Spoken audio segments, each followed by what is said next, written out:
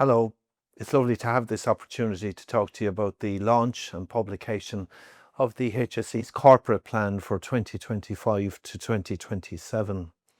I know that often when we hear about things like corporate plans, we wonder, is that very far removed from what we're about?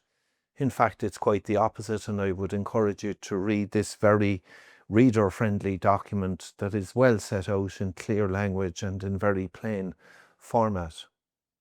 Purpose of a corporate plan to guide the organisation from 2025 right through 26 and 27 is to give the high-level visionary direction of the organisation.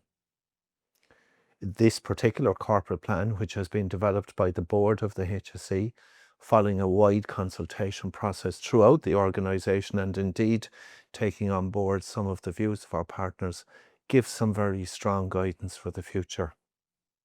The plan has been approved by the Minister for Health, Jennifer Carroll McNeill, and the Minister for Disability Services, Norma Foley.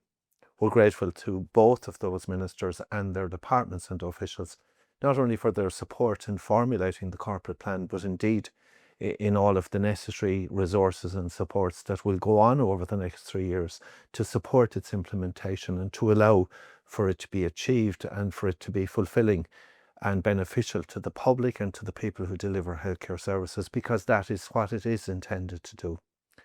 This particular corporate plan has a focus on healthy communities. We very often talk in healthcare terms about responding to illness, responding to disease, and responding to dependencies caused by such illness. We have to do that, of course. It's a very important part of our work. But part of fundamentally supporting people is also supporting people to remain healthy, to maintain healthy lives, healthy living, and that, of course, reduces the burden on health services into the future, as well as the obvious quality of life benefits it brings to so many people. So healthy communities is a big focus. The plan then goes on to the 3 R's, the right service in the right place at the right time. Right care, right place, right time. How many times have we heard that? If it were simple, I guess it would have been achieved by now. But we have to stay grounded and focused on those 3 principles. And then finally, what I particularly like about this corporate plan is that the board have taken time to set out the strong foundations. In other words, the basis under which all of the service improvements can be achieved. Those improvements are in workforce numbers, in workforce type, in workforce development, and very shortly you will see our new people strategy. Those improvements are not just in the traditional understanding of ICT, but now the rapidly advancing world of both digital and indeed artificial intelligence, and how those things can help us.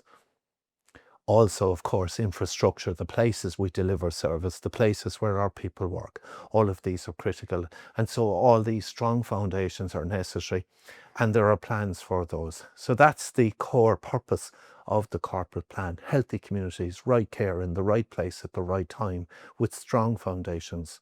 I thank everybody who contributed to it, but more importantly, I want to thank all of you, the workforce of the HSE, who over the next 3 years will work with local and national leadership and indeed the board, supported by the 2 ministers and their departments, to achieve for our fellow citizens the full intention of the HSE corporate plan. Thank you.